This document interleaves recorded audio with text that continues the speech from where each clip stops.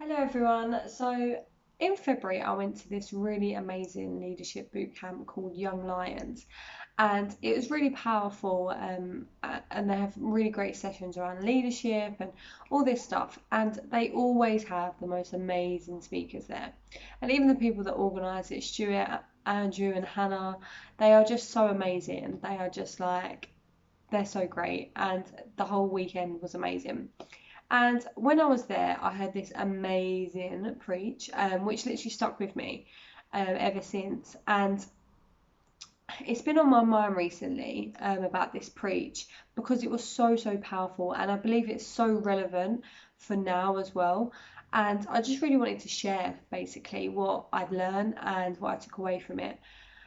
So there was this amazing pastor called Jerome Rudder, and he gave this great message.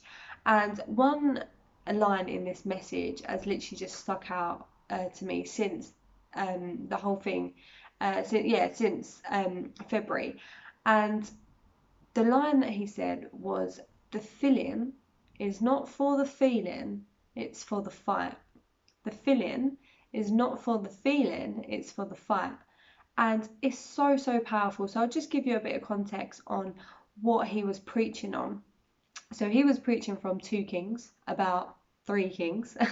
So he was talking about the king of Israel, Judah, and Edom, okay? And I'll give you a quick summary of the story. So basically, the King Moab was meant to pay King Israel some money, but he didn't. He probably mugged it. And basically, the King of Israel was like gonna come and kill off the King of Moab and all of these people. So they went on a journey. These 3 kings, right? It sounds like a really bad joke, doesn't it? These 3 kings went on a journey. Um, so they went on a journey, and on the way, they actually run out of water, right? You can't make it up, can you? These 3 kings that are in charge of countries and have got massive influence like everywhere, yeah?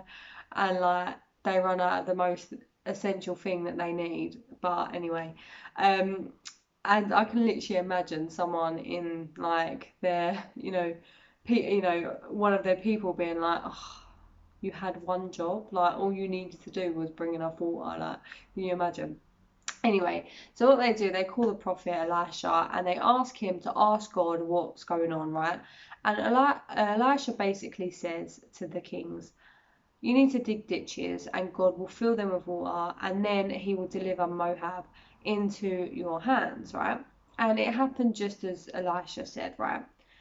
And so that was the context of what Jerome was preaching about. And he made the point that basically the kings needed the water for the fight in order to continue in their journey, in order to complete the task that was in front of them. They needed the water, it was essential for them.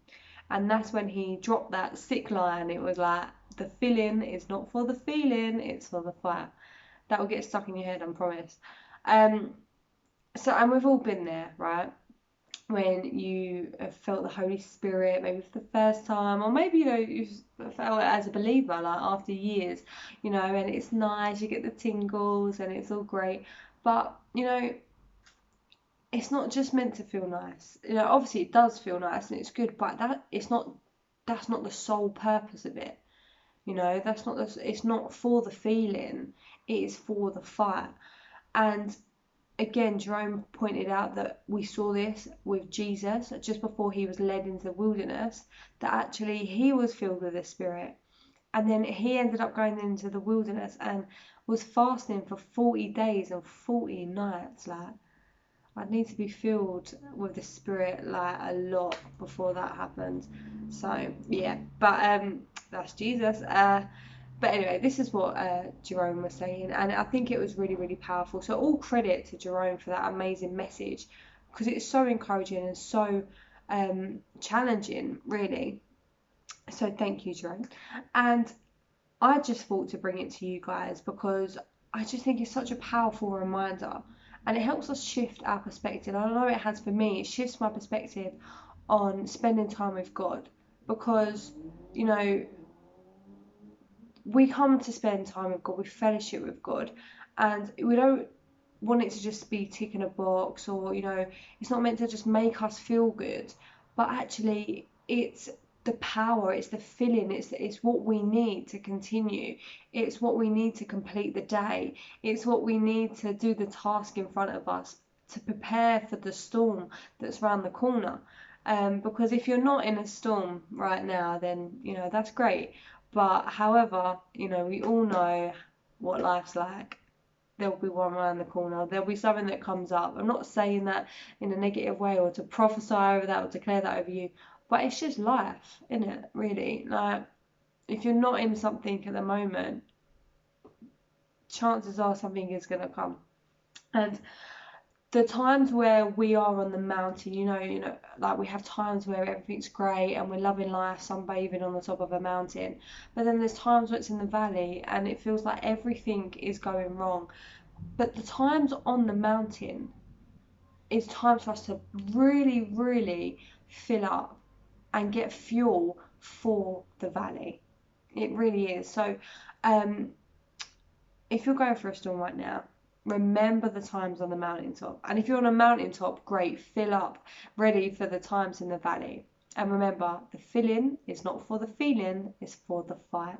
Thank you so much. Have a great day.